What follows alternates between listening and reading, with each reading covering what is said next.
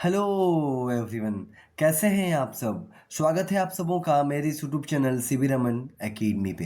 अगर आप लोग भी इस बार जे कोड सीबीएसई से अपने 12th का साइंस एग्ज़ाम देने वाले हैं तो आप लोगों के लिए आज मैं ले आया हूँ टॉप 20 एमसीक्यूज़ केमिकल काइनेटिक्स के लिए, जो बहुत ही इंपॉर्टेंट है।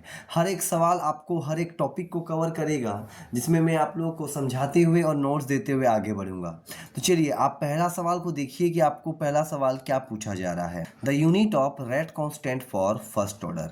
फर्स्ट ऑर्डर के लिए आपको रेट कांस्टेंट का क्या पूछा है, यूनिट पूछा है। देखिए फर्स्ट ऑर्डर पूछा है, आपको जीरो ऑर्डर भी पूछ सकता है, आपको sixth order, second order, third order, fifth order, कुछ भी ऑर्डर का आपको क्या पूछ सकता है, यूनिट पूछ सकता है रेट कांस्टेंट के लिए। बाकी फर्स्ट ऑर्डर का तो बहुत कोई को याद भी होगा, ऑप्शन नंबर बी इसका सही होगा।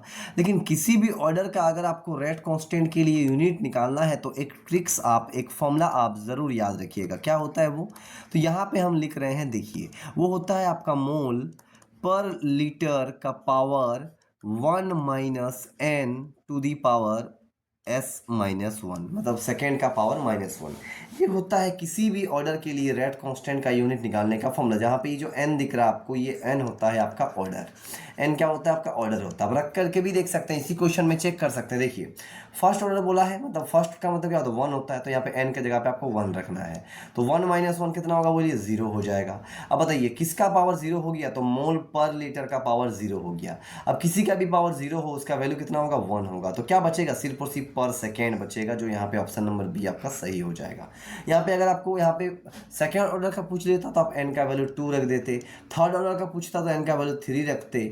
कोई भी ऑर्डर बोलता है यहाँ पे n का पावर आप वो रख दीजिए और आपको उस ऑर्डर का रेट कांस्टेंट के लिए क्या मिल जाएगा, यूनिट मिल जाएगा। तो इजी है और ये ट्रिकी भी है, आप ज़रूर याद रखिएगा। ठीक है, चलिए नेक्स्ट नंबर सवाल को देखिए आप। सेकेंड नंबर देखिए, क्वेश्चन को करिएगा, चैप्टर भी रिवीजन होगा और आपका जो ऑब्जेक्टिव इस बार 25 आपको पूछेगा वो भी आप लोग के लिए इजी लगने लगेगा। ठीक है, चलिए बहुत सारा क्वेश्चन तो ऐसे भी हैं जो आपको थोड़ा सा दिमाग लगाना पड़ेगा।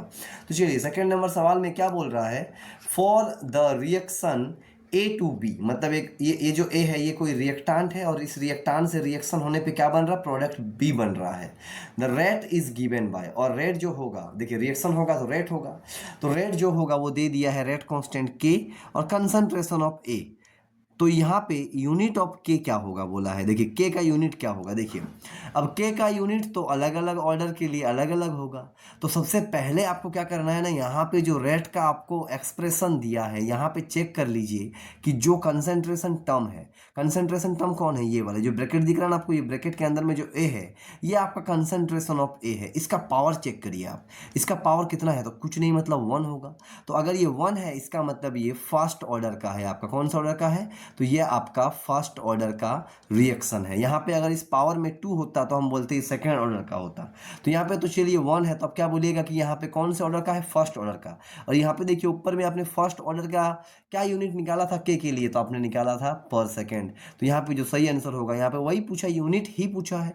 तो यूनिट क्या हो जाएगा, ये फर्स्ट ऑर्डर का रिएक्शन है इसलिए यहाँ पे यूनिट हो जाएगा आपका पर सेकेंड। कौन सा ऑप्शन सही होगा, तो वही ऑप्शन सही होगा आपका ऑप्शन नंबर बी। बस थोड़ा सा क्वेश्चन घुमा करके आपको पूछ दिया, डायरेक्ट नहीं पूछा। देखिए यहाँ पे डायरेक्ट आपको ऑर्डर पूछ लिया था और यहाँ से आपको ऑर्डर खोजना था। तो दोनों क्वेश्चन एक जैसा ही है लेकिन आपका इजी है। चलिए नेक्स्ट नंबर सवाल आप तीसरे नंबर को देखिए, क्या बोल रहा है, which of the following graphs represent first order reaction. देखिए फर्स्ट ऑर्डर पे पूरा क्वेश्चन पूछ रहा है आपको। ठीक है, तो फर्स्ट ऑर्डर में जो आप ग्राफ बनाते हैं, देखिए ग्राफ कैसे बनता है, तो ग्राफ इस टाइप से हम लेते हैं, इधर एक इधर एक। हम एक्स एक्सिस में क्या लेते हैं, टाइम लेते हैं, फर्स्ट ऑर्डर के लिए बोल रहे हैं। और वाई एक्सिस में क्या लेते हैं, तो वाई एक्सिस में हम लेते हैं log concentration of R. R का मतलब रिएक्टांट, रिएक्टांट का कंसंट्रेशन लेते हैं विथ लॉग। ठीक है, तो यहाँ पे आप बताइए कि जब ऐसा लेते हैं तो ग्राफ कैसे मिलता है आपको, तो ग्राफ आपको इस टाइप से मिलता है, इस टाइप से ऐसे ग्राफ मिलता है।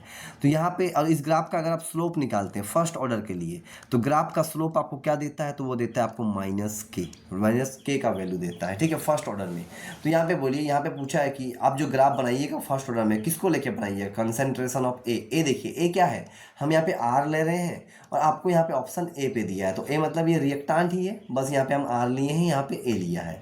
तो कंसंट्रेशन वर्सेस टाइम होगा, या आपका लॉग ए वर्सेस टाइम होगा, तो देखिए ऑप्शन नंबर बी आपका सही होगा, लॉग ए, मतलब कंसंट्रेशन के साथ लॉग लगा रहना चाहिए और टाइम, इसके साथ जब आप ग्राफ खींचते हैं फर्स्ट ऑर्डर पे तो ऐसा ग्राफ मिलता है और उसका स्लोप आपको के का वैल्यू देता है, और ये होता है फर्स्ट ऑर्डर का ग्राफ होता है, ठीक है। तो ये था आपका, तो यहाँ पे सही आंसर ऑप्शन नंबर बी हो जाएगा। बाकी यहाँ पे देखिए आप चौथा नंबर सवाल आपको क्या बोल रहा है, in a first order reaction the time taken to reduce the concentration of reactant to half is called. एक फर्स्ट ऑर्डर रिएक्शन पे जितना समय लगता है कंसंट्रेशन ऑफ रिएक्टेंट, देखिए रिएक्टेंट आप या तो ऐसे लीजिए कंसंट्रेशन ऑफ रिएक्टेंट ऐसे, या फिर आप कंसंट्रेशन ऑफ ए, दोनों ही यूज़ करते हैं, टीचर्स भी स्टूडेंट्स भी जो भी मन आप ले सकते हैं। तो यहाँ पे क्या बोलते हैं कि जो समय लगेगा कंसंट्रेशन ऑफ रिएक्टेंट को आधा होने में, हाफ होने में, उसको क्या बोलते हैं, activation energy, rate constant, half life और रिएक्शन टाइम, तो option number C half life बोलते हैं। और यहाँ पे आपको याद भी रखना है कि फर्स्ट ऑर्डर के लिए हाफ लाइफ को डिनोट करते हैं टी हाफ से ऐसे, और फर्स्ट ऑर्डर के लिए हाफ लाइफ का फॉर्मूला क्या होता है, तो 0.693 बाई के होता है। क्या हाफ लाइफ फर्स्ट ऑर्डर का किसी कंसंट्रेशन पे डिपेंड करता है, तो फॉर्मूला देखिए आप, क्या फॉर्मूला में कोई कंसंट्रेशन टर्म है, तो नहीं है, ऊपर में कांस्टेंट है 0.693 और नीचे भी आपका रेट कांस्टेंट है। तो फर्स्ट ऑर्डर का जो रिएक्शन होता है उसका half life period initial concentration पे डिपेंड नहीं करता है, आप ये भी याद रखिएगा। बाकी जीरो ऑर्डर के लिए बोलिए तो हाफ लाइफ पीरियड का फॉर्मूला क्या होगा, तो जीरो ऑर्डर के लिए हाफ लाइफ पीरियड का फॉर्मूला होता है आपका are not by 2K, R0/2K होता है, जहाँ पे R0 क्या है, इनिशियल कंसंट्रेशन है, देखिए वो ऊपर है, इसका मतलब हाफ लाइफ के साथ वो डायरेक्टली प्रोपोर्शनल होगा। मतलब देखिए फर्स्ट ऑर्डर वाला में डिपेंड नहीं करता कंसंट्रेशन पे, और जीरो ऑर्डर वाला में डिपेंड करता है, और कैसा डिपेंड, डायरेक्टली प्रोपोर्शनल। जरूर जरूर याद रखिएगा आप, क्योंकि यहाँ से आपको सवाल पूछा गया है आपके प्रीवियस ईयर में, ठीक है। नेक्स्ट नंबर सवाल देखिएगा आप 5th नंबर का। बाकी आप केमिकल काइनेटिक्स जो चैप्टर है ना आपका, इसका आप लोग क्या करिएगा ना, ग्राफ्स को जरूर पढ़िएगा, ग्राफ से भी आपको ऑब्जेक्टिव आ जाता है। तो यहाँ पे देखिए फर्स्ट ऑर्डर के लिए ग्राफ आपको पूछा था, आपको जीरो ऑर्डर से भी सवाल आ सकता है, आर्हेनियस का ग्राफ से भी सवाल आ सकता है। बाकी चलिए 5th नंबर के सवाल को आप जरूर देखिए क्या बोल रहा है, the half life of zero order reaction is, zero order reaction का जो हाफ लाइफ होगा, देखिए फर्स्ट ऑर्डर के लिए फॉर्मूला तो बता ही दिए और जीरो ऑर्डर के लिए भी बता दिए। जीरो ऑर्डर में हाफ लाइफ पीरियड का फॉर्मूला होता है आपका R0 initial concentration by 2K, जहाँ पे K ऑफ कांस्टेंट है और ये आपका इनिशियल कंसंट्रेशन है, ऊपर है, बोलिए ऊपर है मतलब डायरेक्टली प्रोपोर्शनल। तो यहाँ पे क्या होगा, तो directly proportional to the initial concentration, यहाँ पे देखिए A0 है, हम R0 लिए, यहाँ पे A0 भी ले सकते हैं, ठीक है। यहाँ पे ऑप्शन नंबर ए सही हो जाएगा। लेकिन वही क्वेश्चन अगर यहाँ पे बोलता कि half life of first order reaction is, तो यहाँ पे सही आंसर ऑप्शन नंबर सी होता, इंडिपेंडेंट, डिपेंड नहीं करता, ठीक है। तो चलिए इसके बाद आप देखिए 6 नंबर का सवाल आपसे क्या पूछ रहा है, rate of reaction double for every 10 degree Celsius rise in temperature, 10 degree temperature बढ़ा रहे हैं तो रेट आपका डबल हो जा रहा है। ये किसके वजह से हो रहा है, ऑप्शन यहाँ पे पूछा है। तो आपने इस चैप्टर में ही पढ़ा है कि रेट का टेम्परेचर के साथ जो डिपेंडेंस होता है वो कौन सा लॉ आपको बताता है, वो बताता है आर्हेनियस इक्वेशन। तो यहाँ पे ऑप्शन नंबर सी सही होगा। आर्हेनियस इक्वेशन एक ऐसा इक्वेशन है जो ये बताता है कि रिएक्शन का रेट किस प्रकार से टेम्परेचर पे डिपेंडेंस है। बाकी आर्हेनियस इक्वेशन का फॉर्मूला, डेरिवेशन वगैरह अगर आपको देखना है तो आप मेरे चैनल के पैनलिस्ट पे जाकर देख सकते हैं, बहुत ही इंपॉर्टेंट है। यहाँ से आपको 5 मार्क्स का न्यूमेरिकल्स भी पूछता है, तो मिस नहीं करिएगा आप, इसको ना जरूर करके जाइएगा। चलिए इसके बाद यहाँ पे आप 7वां नंबर सवाल को देखिए क्या बोल रहा है, the rate law expression for a reaction is, rate बराबर दिया हुआ, मतलब एक रिएक्शन का रेट लो दिया हुआ है कि रेट कैसा है आपका, तो वो है K, A का पावर 2 और B का पावर कुछ नहीं है मतलब 1 है, ठीक है। चलिए the overall order of the reaction, order निकालना है, तो ऑर्डर निकालने के लिए आपको पावर चेक करना है। देखिए A का पावर कितना है 2 है, B का पावर कुछ नहीं मतलब 1, तो कितना हो गया आंसर 3। तो ये जो भी रिएक्शन है उसका ओवरऑल ऑर्डर कितना होगा, 3 होगा। ऑप्शन नंबर सी यहाँ पे सही होगा, ऑप्शन नंबर सी यहाँ पे सही होगा, ठीक है। चलिए नेक्स्ट नंबर, बढ़िया बढ़िया सवाल ही है, इसके बाद थोड़ा सा लेवल बढ़ेगा, उसके लिए आप इंतजार करिए। चलिए 8वां नंबर सवाल को देखिए क्या बोल रहा है कि which of the following does not affect rate of chemical reaction, तो केमिकल रिएक्शन को कौन अफेक्ट नहीं करेगा। ऑप्शन दिया है टेम्परेचर, फिर दिया आपको कैटेलिस्ट, फिर दिया प्रेशर, फिर डेंसिटी। तो सही आंसर क्या होगा यहाँ पे, तो यहाँ पे जो सही आंसर होगा वो ऑप्शन नंबर डी, डेंसिटी पे रेट आपका डिपेंड नहीं करता है, टेम्परेचर भी करेगा, प्रेशर पे भी करेगा, कंसंट्रेशन पे भी करेगा, कैटेलिस्ट पे भी करेगा। कंसंट्रेशन पे जो डिपेंड करता है वहीं से तो हमारा रेट एक्सप्रेशन निकलता है। टेम्परेचर के लिए आर्हेनियस इक्वेशन है आपका।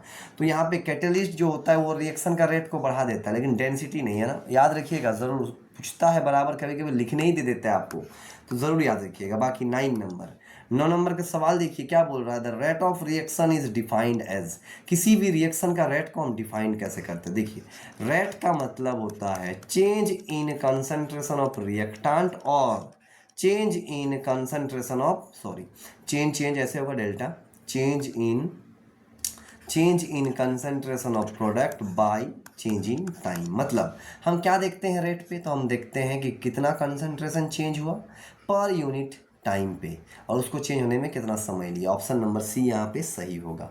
आप रिएक्शन के टर्म में भी रेट लिख सकते हैं और प्रोडक्ट के टर्म में भी रेट लिख सकते हैं, ठीक है। चलिए 10वां नंबर सवाल देखिए, इंपॉर्टेंट सवाल है, थोड़ा सा माथापच्ची इसमें आपको ज़रूर होगा। 10 नंबर क्या बोल रहा है देखिए, न्यूमेरिकल से जिसमें आपको यूज़ करना पड़ेगा फॉर्मूला सबका। क्या बोल रहा है देखिए, for a first order reaction the time required for 99.9% completion is. कोई रिएक्शन अगर फर्स्ट ऑर्डर का है तो उसका 99.9% उस रिएक्शन को होने में जो समय लगेगा, वो समय इस 4 ऑप्शन में से किसके साथ मैच करेगा। और देखिए चारों ऑप्शन दिया किस में है, हाफ लाइफ में, T half, T half, T half, T half.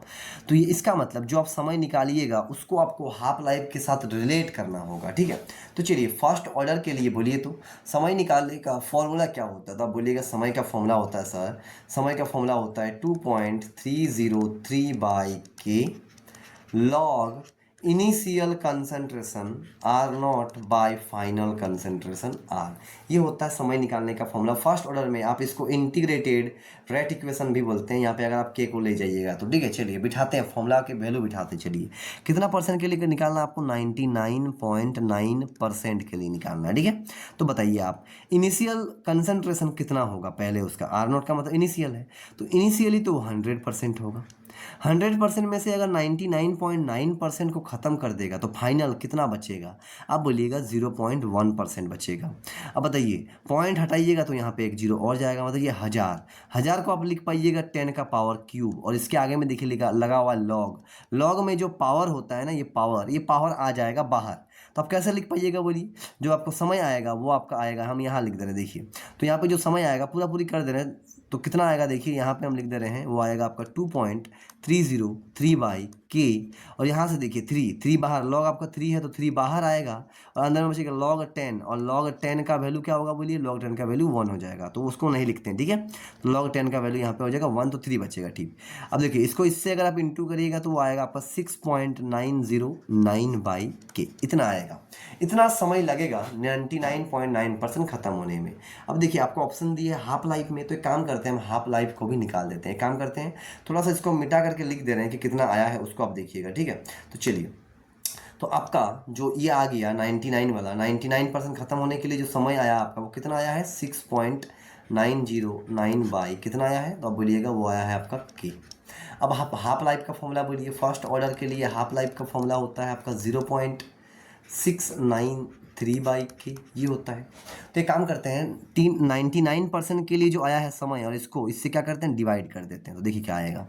तो 99.9% डिवाइड T हाफ, तो कितना आएगा, 99 वाला कितना है आपका, वो है आपका 6.909/K, और ये आपका आया है 0.693/K। K से K कट जाएगा। ये भी देखिए ये 6 है आपका, 6.909 और 0.6 है एक, मतलब 0.6 को जब आप इससे डिवाइड कर दीजिएगा ना, तो आपका आंसर लगभग 10 के बराबर आएगा, 10 के।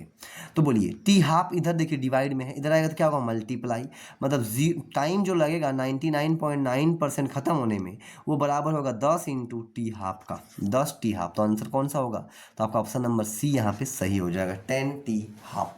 सही है। देखिए कुछ नहीं करना था, एक बार आप इंटीग्रेटेड रेट इक्वेशन बिठा दे करके ये वाला निकाल लीजिएगा, और एक बार आप हाफ लाइफ पीरियड का वैल्यू निकाल करके डिवाइड कर दीजिए, आपको रिलेशन मिल जाएगा। चलिए, अच्छा सवाल था ये, 10 नंबर का है ना। इस टाइप का सवाल आपको पूछा जा भी सकता है, पैटर्न को ज़रूर याद रखिएगा। चलिए नेक्स्ट नंबर 11th का देखिएगा क्या बोलता है।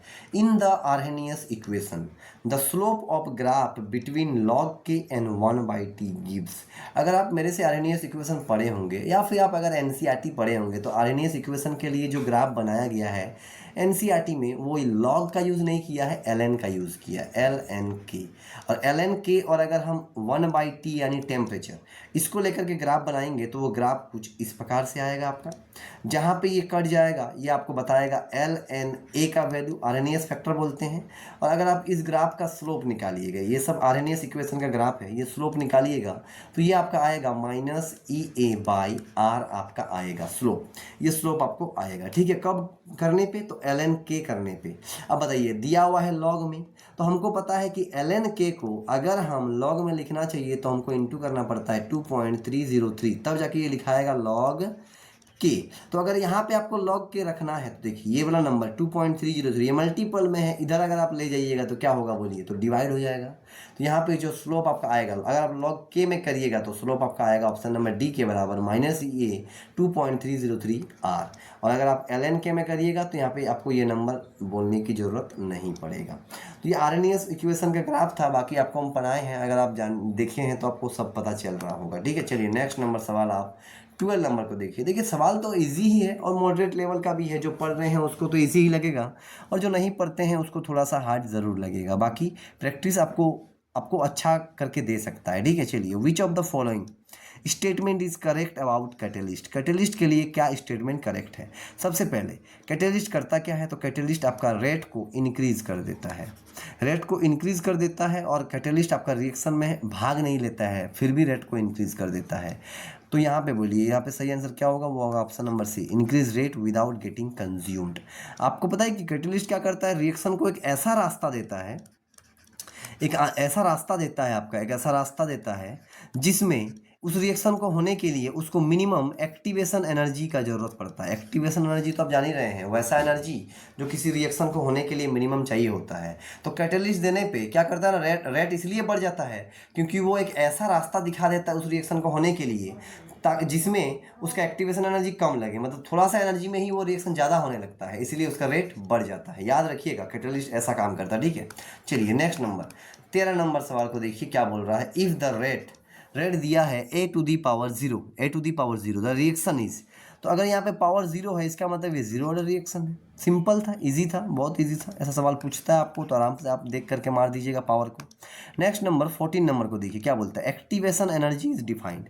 एक्टिवेशन एनर्जी को आप डिनोट किससे करते हैं? EA से करते हैं। और ये एक्टिवेशन एनर्जी क्या है? वो मिनिमम एनर्जी है जो ज़रूरत पड़ता है किसी रिएक्शन को स्टार्ट होने के लिए। कैटेलिस्ट क्या करता है, एक रास्ता दे देता है जिधर से उस रिएक्शन को होने के लिए मिनिमम एनर्जी का ज़रूरत पड़ेगा, ताकि उसका रेट क्या हो जाए, बढ़ जाए। ठीक है, चलिए 15 नंबर के सवाल को देखिए। यहाँ पे आपको 15 नंबर में क्या बोला जा रहा है। The rate of reaction at 300 kelvin is found to be 4 times that 280 kelvin.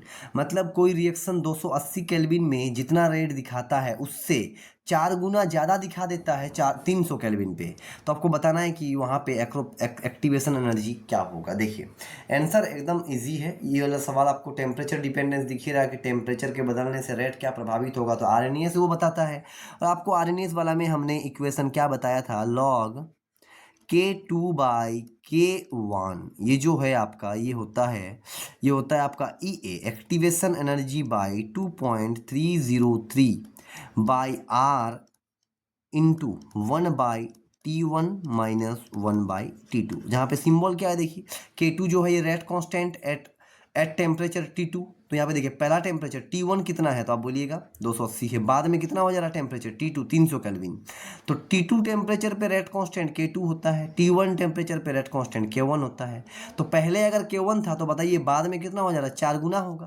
तो हम लिख सकते हैं K2 को हम क्या लिख पाएंगे, तो आप बोलिएगा K2 को आप लिख पाइएगा, तो हम यहाँ पर लिख रहे हैं देखिए K2 को आप लिख पाइएगा, पहले अगर K1 है तो बाद में 4K1 होगा, और यहाँ पे K1 का K1 ई ए आपको निकालना है, ये होगा 2.303।